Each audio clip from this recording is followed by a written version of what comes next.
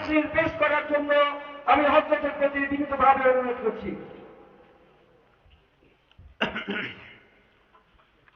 السلام عليكم ورحمة الله وبركاته. الحمد لله الحمد لله كفى وسلام على عباده الذين اصطفى. أما بعد فأعوذ بالله من الشيطان الرجيم. بسم الله الرحمن الرحيم.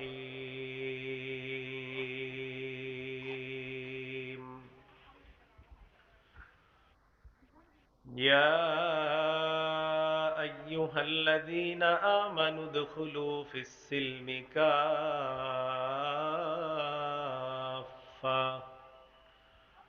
ولا تتبعوا خطوات الشيطان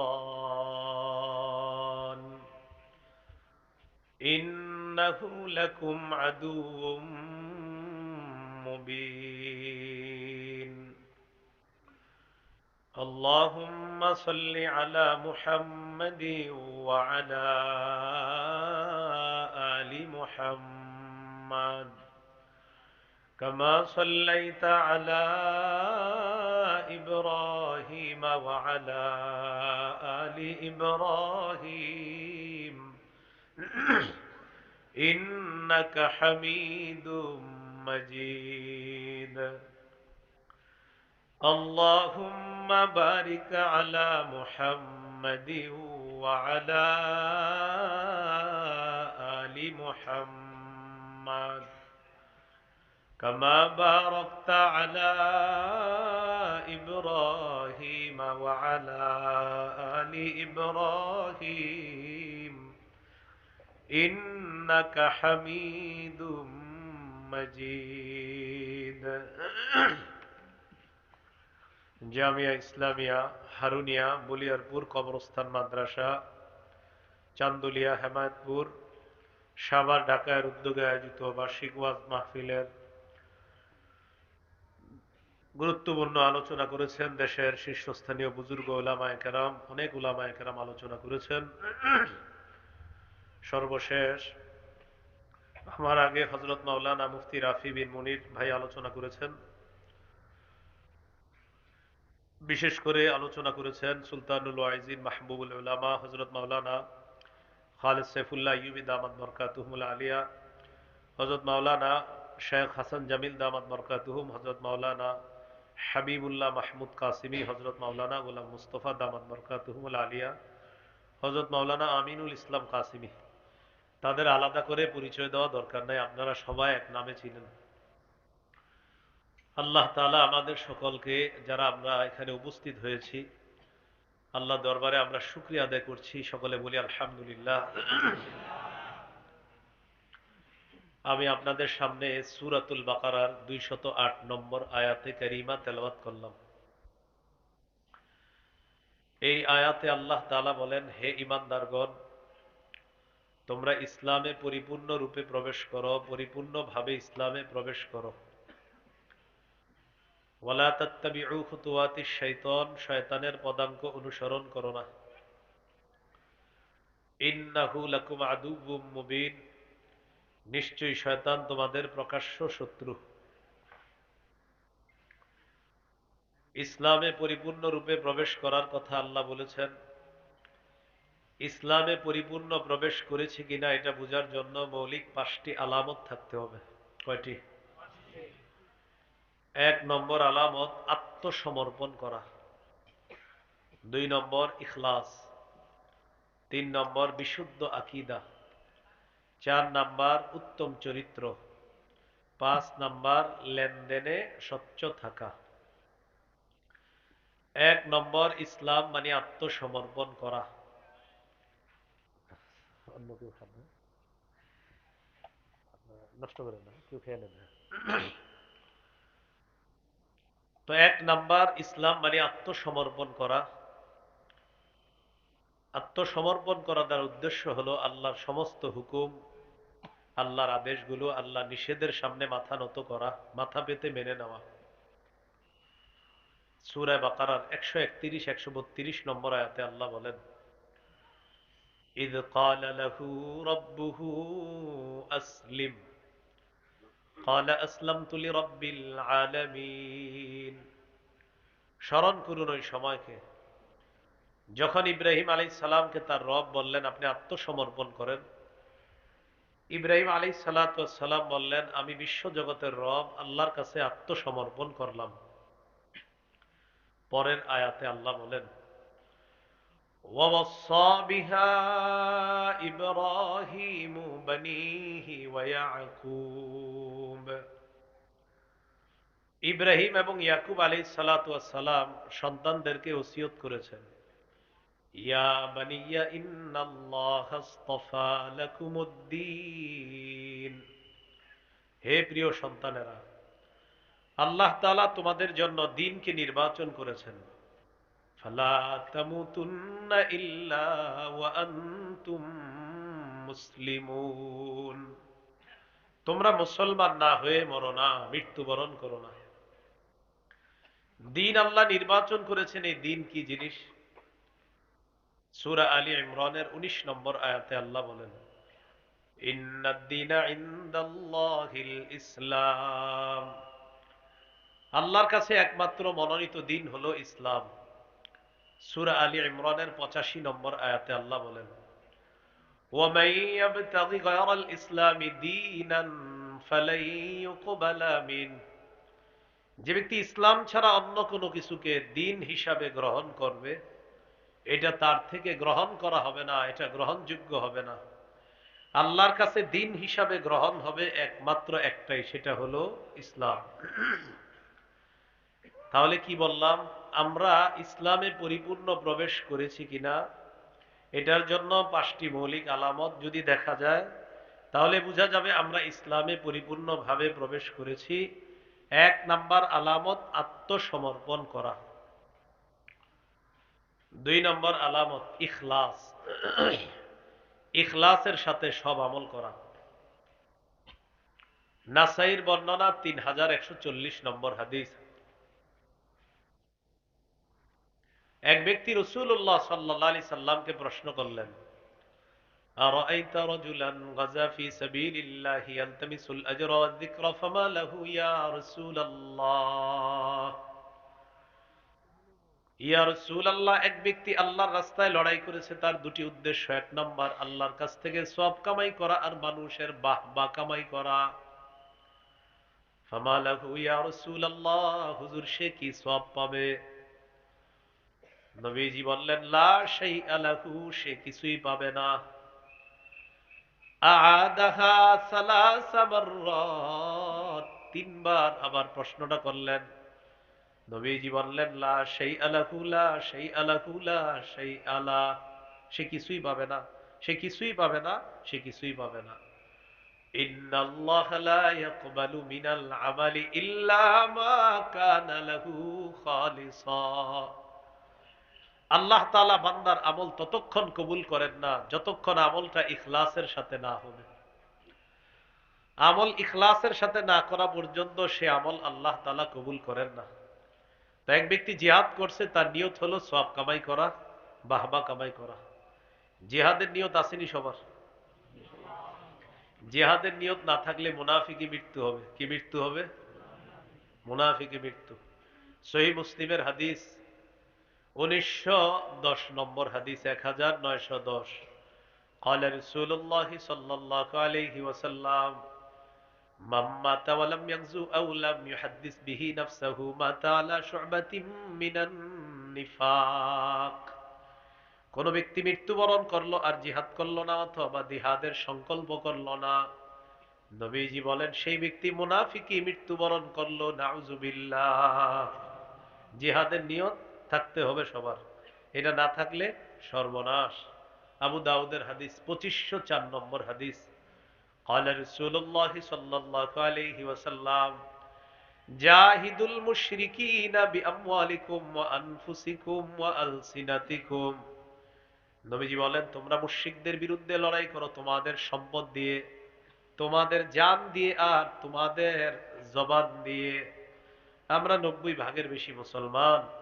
আমাদের এই দেশে এখন আকার ইঙ্গিতে বোঝা যাচ্ছে মুশরিকরা আমাদের উপর আধিপত্য বিস্তার করতে চায়। তাও গুটি কিছু মুশরিক আমাদের উপর আধিপত্য বিস্তার করতে চায়। হ্যাঁ, এটার কারণ আমরা নিজেরাও, কারণ আমরা এক তাগুত ছাড়ি আরেক তাগুত ধরি, তাই আমাদের ভাগ্যের পরিবর্তন হয় না। বৃষ্টি থেকে বাঁচার জন্য বারবার ঝর্ণার নিচে এসে দাঁড়াই, তাহলে বলেন কিভাবে আমাদের ভাগ্যের পরিবর্তন হবে? এক তাগুত ধরি আর একটা ছাড়ি। আমাদের অভিভাবক আল্লাহ, কাফেরদের অভিভাবক শয়তান। সূরা বাকারার 257 নম্বর আয়াতে আল্লাহ বলেন, আল্লাহু ওয়ালিয়ুল্লাযীনা আমানু, যারা ঈমানদার তাদের অভিভাবক হলেন আল্লাহ। বলেন ঈমানদারদের অভিভাবক কে?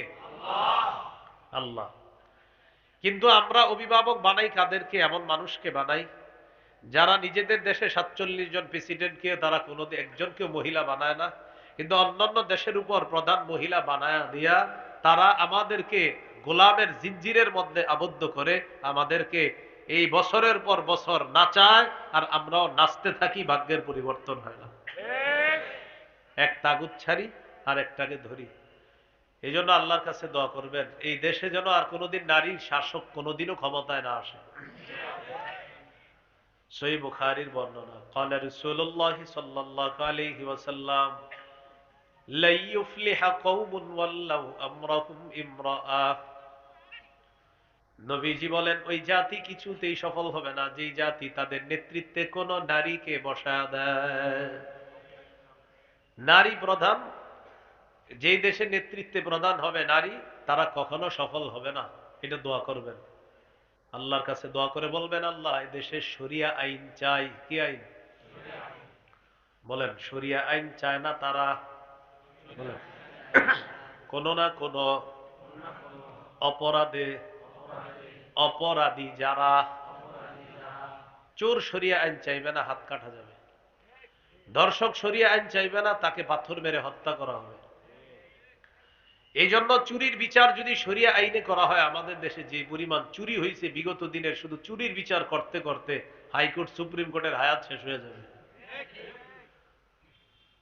তো বলছিলাম এটা আমাদের অবস্থা। মুশরিকদের বিরুদ্ধে লড়াই করতে রাসূল বলেছেন, মুশরিকরা আমাদের উপর আধিপত্য বিস্তার করতে চায়, জিহাদ করতে হবে সম্পদ দিয়ে, জান দিয়ে এবং জবান দিয়ে। জিহাদের মানসিকতা লালন ধারণ পালন করার তৌফিক দান করেন। জিহাদ ফরজ হবে। আমাদের দেশের বিজ্ঞ মুফতি সাহেবরা যখন ফতুয়া দিবে তখন জিহাদ ফরজ হবে। এই জন্য ইখলাসের সাথে জিহাদের নিয়ত রাখা, ইখলাসের সাথে শহীদ হওয়ার নিয়ত রাখা। শহীদ হওয়ার নিয়ত আসেনি? আপনি এলাকা থেকে আল্লাহকে যদি বলেন, আল্লাহ আমি চান্দুলিয়া হেমায়তপুর থেকে আমি নিয়ত করছি আমি শহীদ হব, আপনি যদি সুযোগ করে দেন, পাক্কা নিয়ত যদি হয়। সহিহ মুসলিমের হাদিস 1909 নম্বর হাদিস, قال رسول الله صلى الله عليه وسلم من سأل الله الشهادة بصدق بلغه الله منازل الشهداء وإن مات على فراشه। নবীজি বলেন কোন ব্যক্তি যদি দিল থেকে নিয়ত করে আল্লাহ আমি শহীদ হব, ওই ব্যক্তি যদি তার ঘরের বিছানায় মারা যায়, আল্লাহ তাআলা তাকে শহীদদের মর্যাদায় পৌঁছায় দিবেন। দিল থেকে যদি নিয়ত করে শহীদ হবে, আল্লাহ তাকে শহীদদের মর্যাদায় পৌঁছায় দিবেন। তিরমিজির হাদিস 1663 নম্বর হাদিস, 1663। قال رسول الله صلى الله عليه وسلم للشهيد عند الله 6 خصال। আল্লাহর কাছে শহীদের 6টা মর্যাদা। বলেন কয়টা? 1 নম্বর, ইউগফারু লাহু ফি আউয়ালি দাফাতিন ওয়া ইউরা মাকআদুহু মিনাল জান্নাহ। শহীদ যখন শহীদ হয় তার শরীরের প্রথম রক্তের যে ফোঁটাটা পড়ে, আগের সবগুলা গুনাহ মাফ হয়, সাথে সাথে তাকে জান্নাতের আসনটা দেখানো হয়। এটা 1 নাম্বার। 2 নাম্বার, ওয়ুজারু মিন আযাবিল কবরি। শহীদকে আমরা কবরের মধ্যে দাফন করব। নবীজি বলেন ইউজারু ইউজারু ইউজারু মিন আযাবিল কবরি, শহীদকে কবরের আযাব থেকে রক্ষা করা হবে। 3 নাম্বার, ওয়ামানু মিনাল ফাজাইল আকবারি, কিয়ামতের ময়দানের বিভীষিকাময় মুহূর্ত, জাহান্নামের আযাব থেকে শহীদ নিরাপত্তা লাভ করবে। 4 নাম্বার ওয়ায়ুদউ আলা রাসিহি তাজুল ওয়াকারিল ইয়াকুতাতু মিনহা খায়রুম মিনাদ দুনিয়া ওয়া মা ফিহা। জান্নাতের মরমর পাথর খচিত মুকুট শহীদের মাথায় পরিয়ে দেওয়া হবে, যেই পাথরের মূল্য দুনিয়া আর দুনিয়াতে যা কিছু আছে এর চাইতে আরো বেশি। 5 নাম্বার, 5 নাম্বারটা কি বলবো? ওয়ায়ুযাওয়াজু সিনতাইনি ওয়া সাবঈনা যাওজাতাম মিনাল হুরিল ঈন। 72 জন হুরের সাথে শহীদের বিয়ে দেওয়া হবে। 6 নাম্বার ইউশাফাউ ফি সাবঈনা ওয়া ইউশাফাউ ফি সাবঈনা মিন আকারিবিহি। শহীদের নিকট আত্মীয়দের মধ্যে কমপক্ষে 70 জনের ব্যাপারে তার সুপারিশ কবুল করা হবে। শহীদের সুপারিশ কবুল করা হবে। কমপক্ষে কয়জনের ব্যাপারে? 70 জনের ব্যাপারে শহীদের সুপারিশ কবুল করা হবে। বলছিলাম ইখলাসের সাথে জিহাদের নিয়ত রাখা, শাহাদাতের তামান্না রাখা। আল্লাহ আমাদের সকলকে খালেস দিলে যেন জিহাদের নিয়ত করতে পারি, শহীদ হওয়ার নিয়ত রাখতে পারি। আল্লাহ তৌফিক দান করেন। ইসলামে পরিপূর্ণ আছি কিনা কয় আলামত? 5। 1 নাম্বার আত্মসমর্পণ, 2 নাম্বার ইখলাস, সব ইখলাসের সাথে করতে হবে। 3 নাম্বার বলেন বিশুদ্ধ আকীদা। আকীদায় শিরিক রাখা যাবে না, বেদাত রাখা যাবে না। আজকে থেকে শিরকি কথা বলবো না, শিরকি কথা শুনবো না, শিরকি কাজ করব না, শিরকি আকীদা রাখবো না। শিরিকের গন্ধ যেখানে হয়, চাই সেটা সাপ্তাহিক হোক, বাৎসরিক হোক, চাই সেটা মিরপুরের আশেপাশে হোক, বাংলাদেশের যে কোনো জায়গায় হোক, শিরিকের গন্ধ যেখানে আছে সেখানে আমরা যাব না। কি করবো না? সেখানে আমরা যাব না। মিরপুর মানে এমনি বললাম আর কি, অর্থাৎ ঢাকার আশেপাশে যেখানে হোক শিরিকের গন্ধ আছে সেখানে যাওয়া যাবে না। সূরা লুকমানের 13 নম্বর আয়াতে আল্লাহ বলেন, وَإِذْ قَالَ لُقْمَانُ لِابْنِهِ وَهُوَ يَعِظُهُ يَا بُنَيَّ لَا تُشْرِكْ بِاللَّهِ إِنَّ الشِّرْكَ لَظُلْمٌ عَظِيمٌ। স্মরণ করুন ওই সময়কে যখন লোকমান তার সন্তানকে বললেন, প্রিয় সন্তান, তুমি আল্লাহর সাথে শিরিক করো না, শিরিক মহা জুলুম। সূরা মাইদার 72 নম্বর আয়াতে আল্লাহ তাআলা বলেন, ইন্নাহু মান ইউশরিক বিল্লাহ ফাকাদ হারামাল্লাহু আলাইহিল জান্নাতা ওয়া মাওয়াহুন নার। যে ব্যক্তি আল্লাহর সাথে শিরিক করবে, এই অবস্থায় যদি মারা যায় তার ঠিকানা জাহান্নাম, আল্লাহ তার জন্য জান্নাত হারাম করে দিবে। বলি নাউজুবিল্লাহ। একদিন এক ফেরেশতা নবীজির কাছে আসছে। নবীজি বলেন, ক্বালা রাসূলুল্লাহ সাল্লাল্লাহু আলাইহি ওয়াসাল্লাম, আতানি আতিম মির রাব্বি ফাখায়্যারানি বাইনা আইয়ুদখিলা নিসফা উম্মতি আল জান্নাহ ওয়া বাইনা শাফাআ। আমার কাছে একজন ফেরেশতা আসছে, আসার পর বলে, ইয়া রাসূলুল্লাহ, আল্লাহ তাআলা আমাকে পাঠিয়েছে দুটি বিষয়ের ইচ্ছাধিকার দিয়ে।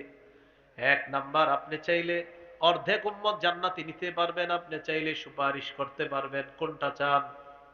হয়তো অর্ধেক উম্মত জান্নাতে নিবেন, না হয় সুপারিশ করবেন। আমাদের নবী বুদ্ধি করে বললেন, ইখতারতু শাফাআ, আমি সুপারিশ করাটা গ্রহণ করে নিলাম, আমি সুপারিশ করব। ওয়াহিয়া লিমান লা ইউশরিকু বিল্লাহ, বলেন এই সুপারিশ বলেন তারাই পাবে যারা আল্লাহর সাথে শিরিক করবে না। তাহলে সবাই পাবে না সুপারিশ, শুধু তারা পাবে যারা আল্লাহর সাথে শিরিক করবে না। অনেক মানুষ আছে আশেপাশে পাবেন, নামাজ পড়ে না, যদি নামাজের দাওয়াত দেন বলে কি নামাজ না পড়লে কি হবে, নবীর প্রেম আছে, নামাজ না পড়লেও নবীর সুপারিশ পাবো, এরকম বইলা দেয়। করে শিরিক, করে কি শিরিক। এদেরকে গাজ্জার আসরে পাবেন। আর ওই বিভিন্ন কবর কেন্দ্রিক গাজার আসর হয়, শিরিকের আস্তানা হয়, এখানে পাবেন। আর বলে কি নবীর প্রেম আছে, নবীর সুপারিশ পাবো। সুপারিশের শর্তই হলো শিরিক না করা। সুপারিশের শর্ত কি না করা? শিরিক না করা। শিরিক করলে আল্লাহ রাসূল সাল্লাল্লাহু আলাইহি সাল্লামের সুপারিশ পাওয়া যাবে না, এই জন্য শিরিক করা যাবে না। সহিহ বুখারীর বর্ণনা 1237 নম্বর হাদিস। জিবরিল আমিন নবীজির কাছে আসছে, আসার পর বললেন, বাশশির উম্মাতাকা আন্নাহু মান মাতা মিন উম্মাতিকা লা ইউশরিকু বিল্লাহি শাইআ দাখালাল জান্নাহ। নবী আপনি আপনার উম্মতকে সুসংবাদ জানায় দেন, আপনার উম্মতের মধ্যে যারা শিরিক না করে মারা যাবে তাদেরকে আপনি জান্নাতের সুসংবাদ জানায় দেন। তাহলে শিরিক হলো, জান্নাতে যাওয়ার শর্ত হলো শিরিক না করা। শিরিক করে যদি কেউ মারা যায় সে জান্নাত পাবে না। আল্লাহ আমাদেরকে শিরিক থেকে হেফাজত করেন। এখন আমাদের দেশে কিছু শিরিক আছে যেগুলো কবর কেন্দ্রিক শিরিক। কি কেন্দ্রিক শিরিক? নবী ইন্তেকালের 5 দিন আগের একটা হাদিস শোনেন। বলেন তো ইন্তেকালের 5 দিন আগে যে হাদিসটা বলছে এই হাদিসটার গুরুত্ব কম না অনেক বেশি? অনেক বেশি। সহিহ মুসলিমের বর্ণনা 532 নম্বর হাদিস, মাদ্রাসার পাঠ্যপুস্তক অনুসারে আর আপনাদের পকেটের উস্তাদ অনুসারে 1175 নম্বর হাদিস। এই হাদিসের মধ্যে আছে عن جندب رضي الله تعالى عنه قال سمعت النبي صلى الله عليه وسلم قبل أن يموت بخمس وهو يقول আমি আল্লাহ রসুলকে তার ইন্তেকালের 5 দিন আগে বলতে শুনেছি। নবীজি বলেন আলা ওয়া ইন্না মান কানা ক্বাবলাকুম ইত্তাখাযু কুবুর আমবিয়াইহিম ওয়া সালিহিহিম মাসাজিদা। শোনো, তোমরা তোমাদের পূর্ববর্তী জাতি তাদের নবীদের কবরকে সিজদার স্থান বানিয়েছে। তোমাদের পূর্ববর্তী জাতি তাদের ওলিদের কবরকে সিজদার স্থান বানিয়েছে। আলা ফালা তাত্তাখিজুল কুবুর মাসাজিদা। সাবধান, তোমরা কবরকে সিজদার স্থান বানাবা না, তোমরা কবরকে সিজদার স্থান বানাবা না। কয়দিন আগে নিষেধ করছে? ইন্তেকালের 5 দিন আগে। নবী বলেন আনহাকুম আন যালিকা, আমি তোমাদেরকে নিষেধ করে যাচ্ছি কবরকে সিজদার স্থান বানাবা না। আল্লাহ রসুল বললেন কবরকে সিজদার স্থান বানাবা না। এক সাহাবী সফর করে আসছে, আসার পর নবীজির বলতেছি ইয়া রাসূলুল্লাহ অমুক এলাকায় গেলাম, ওয়াফাকতুহুম ইয়াসজুদুনা লিমারজুবানিন লাহুম, হুজুর গিয়ে দেখি ওই এলাকার মানুষ তাদের নেতাকে সিজদা দেয়। নাউজুবিল্লাহ বলেন। আমাদের দেশে এমন একটা পরিস্থিতিতে চলে গিয়েছিল কিছুদিন পরে কোন কোন নেতাকে সিজদা দেওয়া লাগতো। অলরেডি কিছু কিছু স্কুল কলেজে দেখবেন বিভিন্ন নেতার সামনে এইভাবে মাথা নত করতে হতো। তো এমন একটা পর্যায়ে চলে গেছিল, গোবর এমন পর্যায়ে আমাদের মাথায় ঢুকিয়ে দেওয়া হয়েছিল যে কিছু মানুষ রাজি হয়ে গেছে সিজদা দেওয়ার জন্য। এরকম মানুষও তৈরি হয়ে গেছিল। এদের মস্তিষ্কে সমস্যা আছে। এরা মানুষের কথা বুঝে না, এরা শুধু এটা বুঝে যে দেশনা কিভাবে কি হয় না হয়। দেখলাম তো প্রতি মাথা পিছু 1,07,000 টাকা ঋণ আছে। গোড়ার ডিমের কামনা করছেন বলেন? মাথা পিছু কত ঋণ বলেন সবাই? কত? হ্যাঁ সবাই বলেন। আরে যারা আওয়ামী লীগ বিএনপি যে যেই পার্টি করেন বলেন কত ঋণ? শরম করে বলতে 1,07,000 টাকা ঋণ আছে। এই উন্নতি উন্নতি শব্দগুলো কম বললেন। এটা ছিল টোটাল চাপাবাজি, পুরো একটা আইওয়াশ ছিল, পুরো আইওয়াশ। আপনাদের চোখের সামনে একটা চাপাবাজি ছিল, এটা বুঝতে পারেন নাই। যারে যেমন বুঝাইছে এমন বুঝে নিছেন। কত লাগবে মেট্রো রেল করতে? 500 কোটি, 300 কোটি। কত কোটি? মেট্রো রেল ঠিক করতে কত কোটির ঘোষণা ছিল? মেট্রো রেল ঠিক করতে না 300 কোটি লাগার কথা। আর লাগবে হবে কত বছর? 1 বছর লেগে যেতে পারে, 2 বছর। 18 দিনে ঠিক হয়ে গেছে। কয় দিনে? 18 দিনে। 50 কোটিও লাগে নাই। তাহলে এই 30 কোটিতে খালাস হয়ে গেছে। তো 270 কোটি আমেরিকা যেত নিঃসন্দেহে। এইভাবে বুঝা শুনে ঠিক বললেন। যারা যে দেশ পার্টি করেন এটা যে আসলে জালিয়াতি সেটা স্বীকার করে না। হ্যাঁ, এই জালিয়াতি স্বীকার, জালিয়াতি যারা করত এবং যারা অনুসারী ওদেরকে বলবেন, আগে বলেন এটা জালিয়াতি কিনা, বুঝাবেন, এর মুখ দিয়ে আনাবেন যে এটা জালিয়াতি, বলো তুমি এটা জালিয়াতি। কিন্তু এটা কোনো একদল মানুষকে আপনি বুঝাইতে পারবেন না এটা যে জালিয়াতি।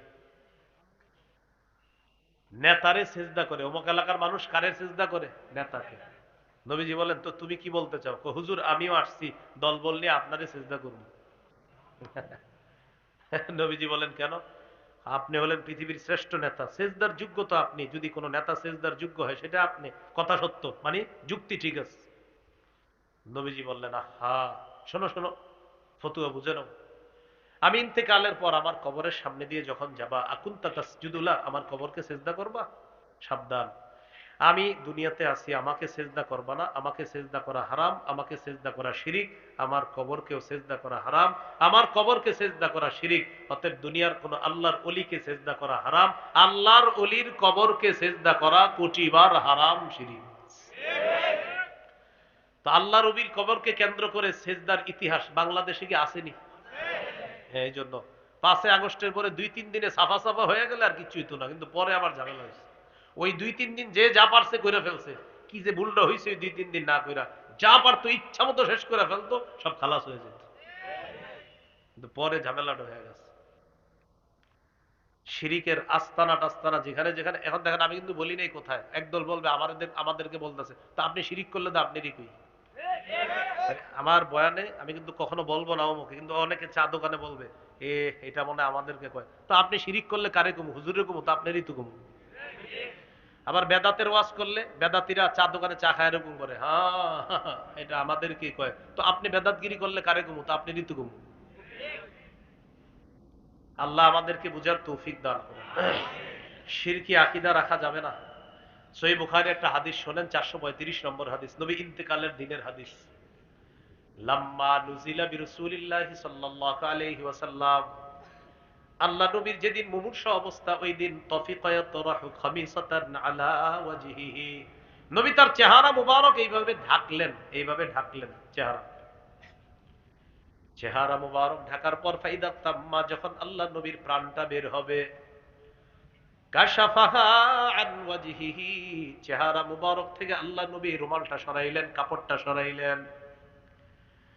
নবীজির প্রাণ বের হবে ওই টাইমে আল্লাহ নবী বলেন, লানাতুল্লাহি আলাল ইয়াহুদি ওয়ান নাসারা, ইহুদিদের উপর আল্লাহর অভিশাপ, খ্রিস্টানদের উপর আল্লাহর অভিশাপ। ইত্তাখাযু কুবুর আমবিয়াইহিম মাসাজিদা, তারা তাদের নবীদের কবরকে সিজদার স্থান বানিয়েছে। ইউহাদ্দিরু মা সানাউ, আল্লাহ নবী সতর্ক করে যাচ্ছে, উম্মত আমি ইন্তেকাল করার পর আমার কবরকে কেন্দ্র করে সিজদা তোমরা করবা না, আমার কবরকে কেন্দ্র করে সিজদা করবা না, আমার কবরের সামনে সিজদা দিবা না। কবর কেন্দ্র করে মেলা বসানো যাবে না। বলেন, কবর কেন্দ্র করে কি বসানো যাবে না? আবু দাউদের হাদিস, 2042 নম্বর হাদিস। قال رسول الله صلى الله عليه وسلم لا تجعلوا بيوتكم قبورا ولا تجعلوا قبري عيدا وصلوا علي فإن صلاتكم تبلغني حيث كنتم। নবীজি বলেন, তোমরা তোমাদের ঘরগুলাকে কবর বানাও না। যেই ঘরে আল্লাহর জিকির না হবে, কোরআন তেলাওয়াত না হবে, ওই ঘর কবরের মতো হয়ে যায়। এরপর নবী বললেন, ওয়ালা তাজআলু কবরি ঈদা, আমার কবরকে তোমরা মেলার স্থান বানাবা না, আমার কবরকে উৎসবের আসর বানাবা না। মেলা, আমার কবরকে কেন্দ্র করে মেলা বসানো যাবে না। বলেন, আমাদের দেশে রবিউল আউয়াল মাসে বিভিন্ন কবর কেন্দ্র করে মেলা বসানো হয় কিনা? এইটা আপনি পাবেন। কোন জায়গায় 12 দিন ব্যাপী হয়, কোনদিন অর্ধ মাস, কোনদিন কোন জায়গায় 1 মাস ব্যাপী হয় মেলা। কেন হয়? নবীজির জন্মদিনকে কেন্দ্র করে মেলা। আচ্ছা, নবীর জন্মের সাথে মেলার কি সম্পর্ক একটু বলেন? এটারে কেন্দ্র করে মেলা হয়, এই মেলা বসানো নিষেধ, এটা করা যাবে না। এই সমস্ত জায়গা থেকে শিরিকের গন্ধ আসে, এখানে যাওয়া যাবে না। আরেকটা হলো আকীদায় বেদাত রাখা যাবে না।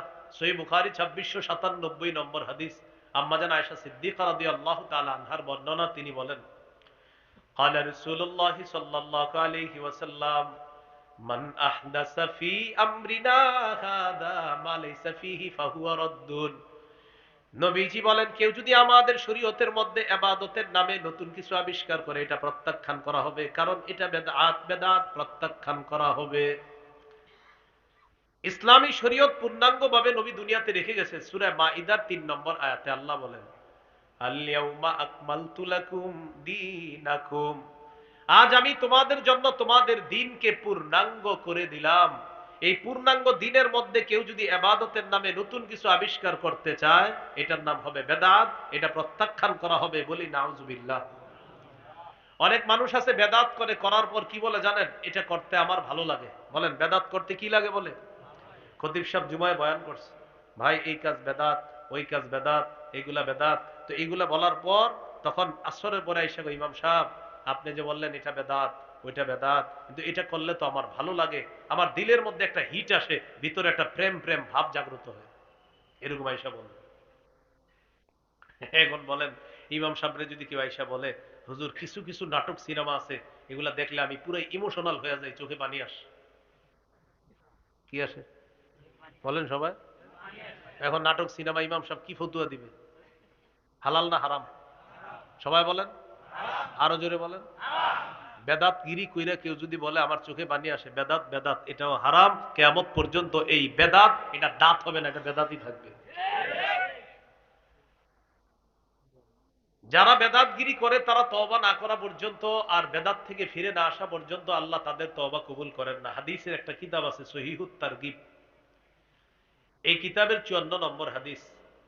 قال رسول الله صلى الله عليه وسلم إن الله حجب التوبة عن كل صاحب بدعة حتى يدع بدعته। আল্লাহ তাআলা বেদাতির তওবা ততক্ষণ কবুল করেন না যতক্ষণ বেদাতি ব্যক্তি তার বেদাত নামক কর্মকাণ্ড পরিহার না করবে। সহিহ বুখারীর বর্ণনা 6583, 6584 নম্বর হাদিস। এই হাদিসে রাসূল সাল্লাল্লাহু আলাইহি সাল্লাম বলেন, আনা ফারাতুকুম আলাল হাউজ, কিয়ামতের ময়দানে আমি তোমাদের আগে আগে হাউজে কাউসারের পারে যাব, আমি তোমাদেরকে পানি পান করার জন্য হাউজে কাউসারের পারে চলে যাব।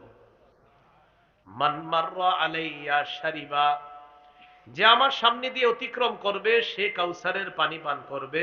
ওয়ামান শারিবা লাম ইয়াজমা, আর যে কাউসারের পানি পান করবে সে আর পিপাসার্ত হবে না। একটু বুঝেন এবার নবীজি কি বলেন। সুম্মা লা ইয়ারিদান্না আলাইয়া আকওয়ামুন আ'রিফুহুম ওয়া ইয়ারিফুনানি, এরপর আমার সামনে দিয়ে একদল মানুষ আসবে যাদেরকে আমি চিনবো, তারাও আমাকে চিনবে। আমার উম্মত, তাদেরকে আমি পানি পান করাবো। ইউহালু বাইনি ওয়া বাইনাহুম, আমার মাঝে আর তাদের মাঝে প্রতিবন্ধকতা সৃষ্টি করা হবে। আমি বলবো আল্লাহ ইন্নাহুম মিন্নি, তারা তো আমার উম্মতের অন্তর্ভুক্ত। আল্লাহ তাআলার পক্ষ থেকে জবাব দেওয়া হবে, ইন্নাকা লা তাদরি মা আহদাসু বা'দাক, হাবিব আপনি জানেন না তারা দুনিয়াতে আপনি চলে আসার পর কত কত নতুন বেদাত সৃষ্টি করেছে, আপনার জানা নাই। এই কারণে আজকে তাদেরকে কাউসারের পানি পান করাবেন না। তো যেই নবী একটু আগে আল্লাহকে বলবে আল্লাহ আমি কাউসারের পানি পান করাবো না আমার উম্মত, আল্লাহ বলবে এরা আপনার পরে বেদাত সৃষ্টি করেছে, তখন নবী বলবেন সুহকান সুহকান লিমান গায়্যারা বাদি, আমার পর যারা আমার রেখে আসা পূর্ণাঙ্গ শরীয়তের মধ্যে বেদাত করেছে, আমার সামনে থেকে দূর হও, দূর হও, আমি তাদের চেহারাটাও দেখতে চাই না। বলি নাউজুবিল্লাহ। কিছু লোক আছে নিজে বেদাত করে আবার বেদাতিকে আশ্রয় দেয়, প্রশ্রয় দেয়। 1 কাঠা জায়গা দিয়ে দিচ্ছেন, আপনাদের এলাকার 1 কাঠা জায়গা দিয়ে দিচ্ছেন, মাশাআল্লাহ। কেন দিচ্ছেন? প্রিয় বেদাতি সাহেব, আপনি এখান থেকে বেদাত সাপ্লাই করবেন, একটা খানকা বানাইবেন, আস্তানা বানায়া যত বেদাত আছে এখান থেকে সব সাপ্লাই করবেন। আমরা দুইজনে তো ভাই ভাই, দুই মিলে বেদাত দিব সাপ্লাই।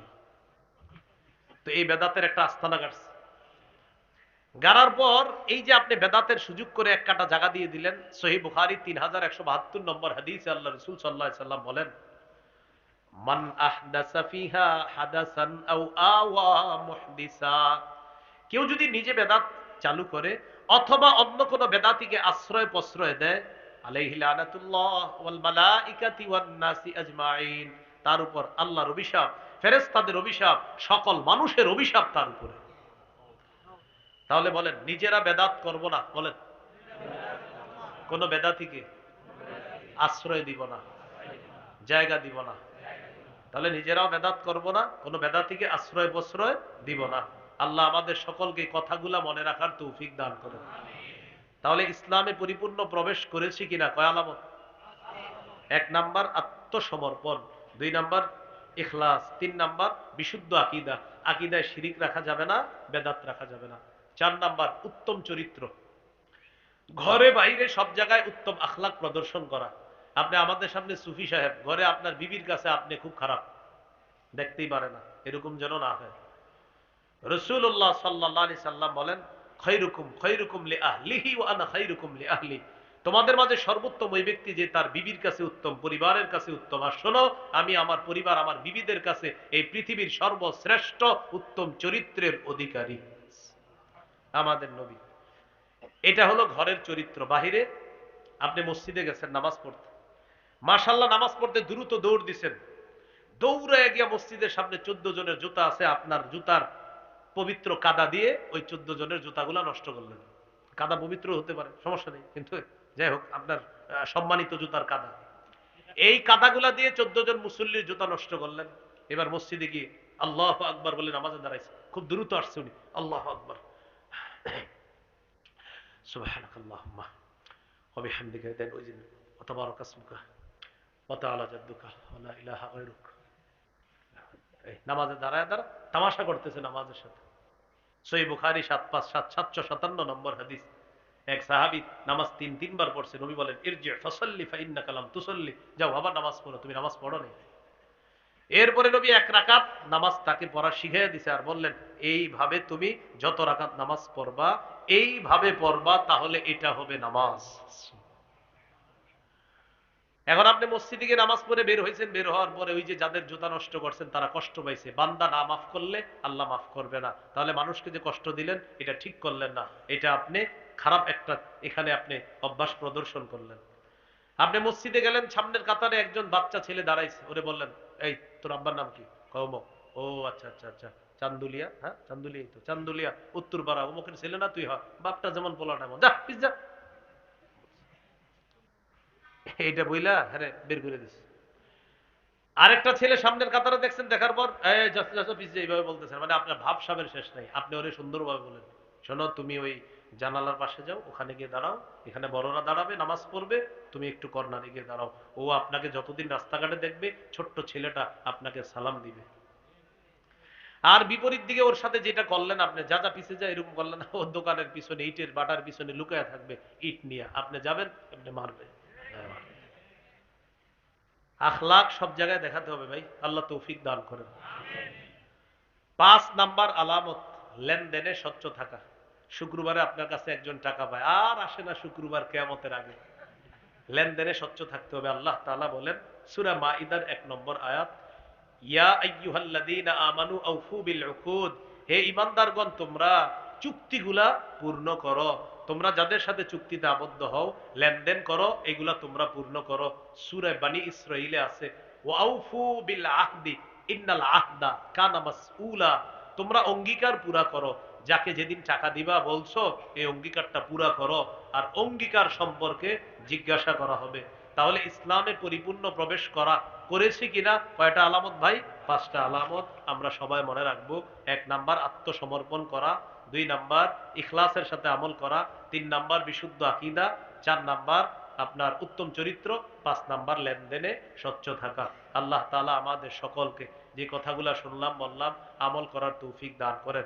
শিরিক বেদাত সম্পর্কে আপনারা জানার জন্য আমার সংকলন আছে, ওখানে গাড়িতে আছে, 2য় খণ্ড মিম্বরের আমানত, এটা সংগ্রহ করতে পারেন। 6 খণ্ড আছে, যাদের প্রয়োজন হয় 6 খণ্ডই সংগ্রহ করে নেবেন। প্রথম খণ্ড সন্তানের 64টা অধিকার, জামাই বউ দুজন পুরো মুখস্থ করে ফেলবেন প্রথম খণ্ডটা। 2য় খণ্ড শিরিক বেদাত, 3য় খণ্ড হালাল হারাম, 4র্থ খণ্ড স্বামী স্ত্রীর অধিকার, 5ম খণ্ড লা ইলাহা ইল্লাল্লাহর ব্যাখ্যা, 6ষ্ঠ খণ্ড নামাজ। যাদের প্রয়োজন হয় গাড়ি থেকে সংগ্রহ করতে পারেন, শর্ত হলো গাড়ির কাঁচ ভাঙা যাবে না। হ্যাঁ ঠিক আছে।